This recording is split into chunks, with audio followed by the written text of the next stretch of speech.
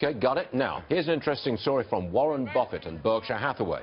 He's buying shares of 3 airlines, American, United, and Delta.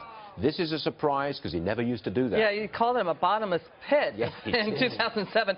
And he also looks like he added to Southwest Airlines, so looks like $1.3 billion so far. He's had a return since September 30th of 21%. He's made $280 million, peace with labor workers, fees from free services, lower fuel costs.